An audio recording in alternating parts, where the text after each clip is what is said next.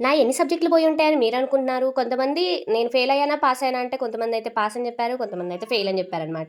అసలు యాక్చువల్‌గా నేను పాస్ అయ్యానా? మరి ఫెయిల్ అయ్యానా? అనేది ఈ వీడియోలో చూద్దాం. ఫస్ట్ అయితే నిన్న యాక్చువల్‌గా ఏమైందంటే ఫ్రెండ్స్ అందరూ కాల్ చేశారనమాట. ఎవరం పాస్ అవ్వలేదే, అందరం ఫెయిల్ అయిపోయాము. మాక్సిమం అసలు అందరూ ఫెయిల్ అయ్యారు. మేము వరకి చూసుకున్నాము. ఫెయిల్ అనైతే వచ్చింది. ఇంకా నీదైతే చూడలేదని చెప్పారనమాట. అయితే చెప్పేసరికి నేను అసలు చాలా టెన్షన్‌తో చూసేసాననమాట నా రిజల్ట్స్ గూడా. సో, లింక్ అయితే పెట్టారనమాట. ఓపెన్ చేసి అసలు చూడగానే స్టన్ అయిపోయాను నేనైతే. అసలు ఫుల్ ఏడ్చానసలు. నేనెందుకు ఏడ్చానంటే అసలు నేనేం చదవలేదు. అసలు కొంచెం కూడా చదవలేదనమాట. నాకున్నంత నాలెడ్జ్‌లోనే నేను చదివిన వరకైనా కూడా పర్ఫెక్ట్‌గా రాసొచ్చాననమాట. అసలు స్టన్ అయిపోయాను చూస్తే.